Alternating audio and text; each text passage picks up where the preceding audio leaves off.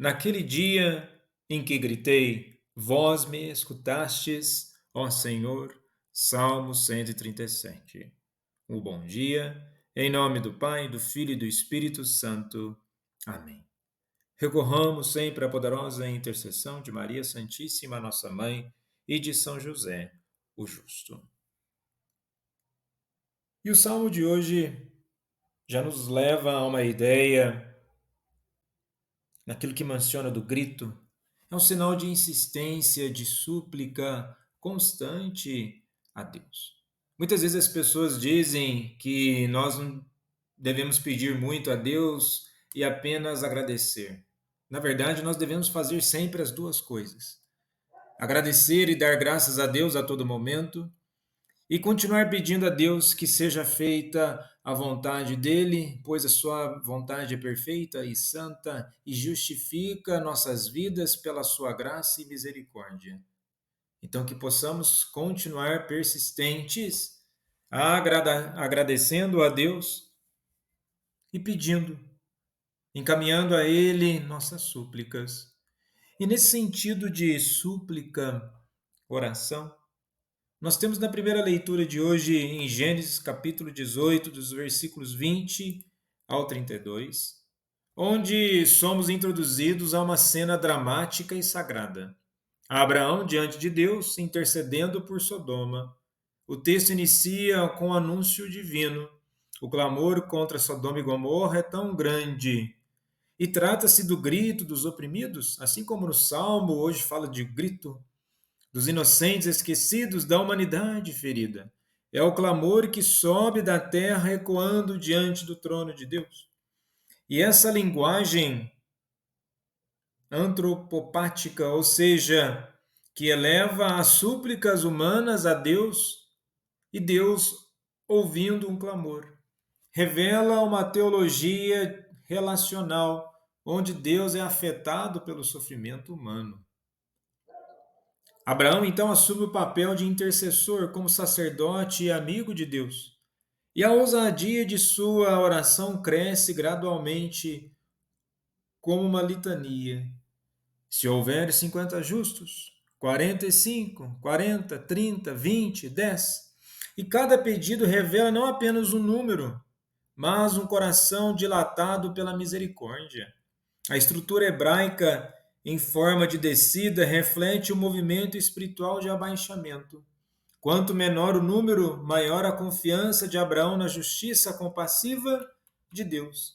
E essa oração não é uma negociação, mas um espelho do que Jesus irá ensinar, a oração perseverante e ousada. E aqui já vemos a raiz bíblica da parábola do amigo insistente do evangelho de hoje, em Lucas capítulo 11, dos versículos 5 ao 8. Mas antes de comentar sobre a parábola do amigo insistente, devemos entender que Jesus primeiramente fala e ensina sobre a oração do Pai Nosso.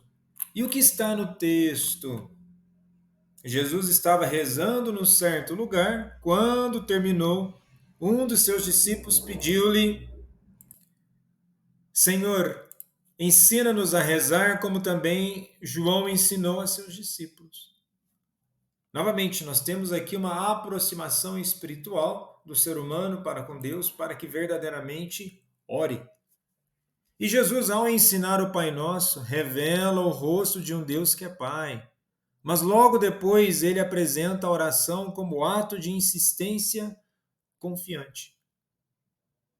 Onde na sequência Jesus fala da parábola do homem que bate à porta à meia-noite, ecoa a atitude de Abraão, um orante que não se cala diante da necessidade.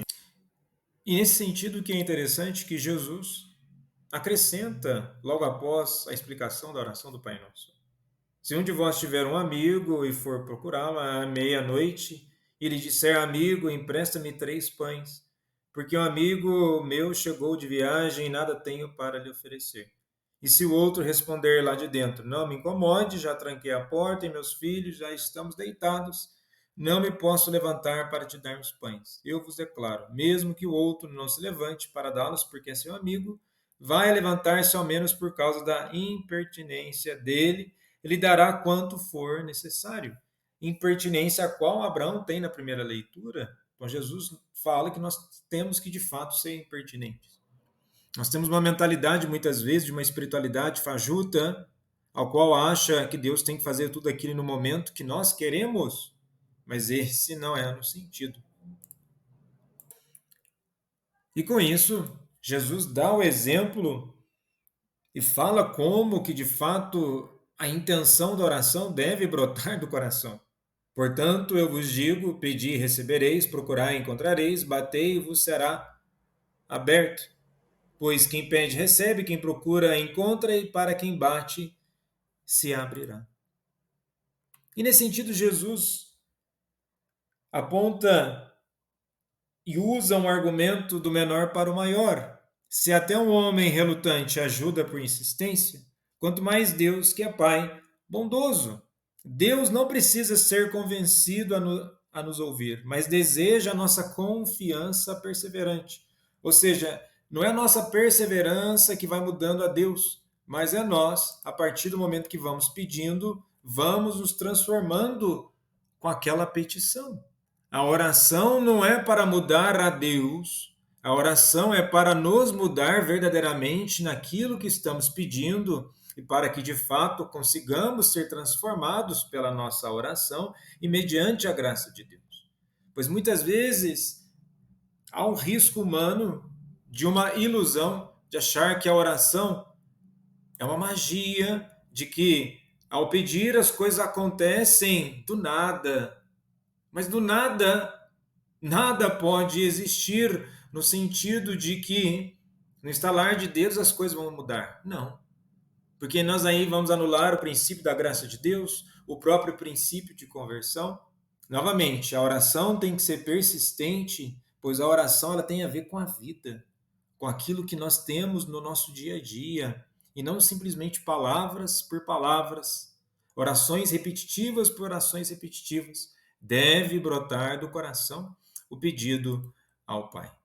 E nesse sentido, na segunda leitura de hoje, a carta aos Colossenses, capítulo 2, dos versículos 12 ao 14, há uma outra explicação na elevação daquilo que é a nossa salvação. Enquanto Abraão intercede com palavras e Jesus ensina a pedir com confiança, São Paulo nos mostra a plenitude da intercessão. Cristo crucificado. Ele cancelou a nota da dívida que havia contra nós e a removeu, cravando-a na cruz. E essa linguagem remete ao mundo jurídico. O escrito de dívida, Keiron simboliza nossa condenação. Cristo, porém, intercede não com súplicas verbais, mas com o dom da própria vida. Ou seja, aquilo que nós temos com palavras deve ser transformado em vida. Abraão tenta salvar a cidade com palavras. Cristo salva o mundo inteiro com o sangue. E nesse sentido, a oração autêntica e intercessora não busca apenas o próprio bem, mas se coloca diante de Deus pelos outros, como Abraão, como o amigo da parábola do Evangelho. A oração exige perseverança e ousadia santa. Não devemos ter medo de importunar a Deus. Ele se alegra quando confiamos nele. E o Cristo é o intercessor definitivo. E ao unirmos a Ele pelo nosso batismo, somos chamados a interceder com Ele, por meio dele e nele. E que assim as nossas orações sejam para santificar nossa vontade perante a Deus. E com isso nos assemelharmos no princípio da santidade, ao qual é o caminho nós devemos trilhar dia após dia. Jesus, manso e humilde de coração, fazei o nosso coração semelhante ao vosso.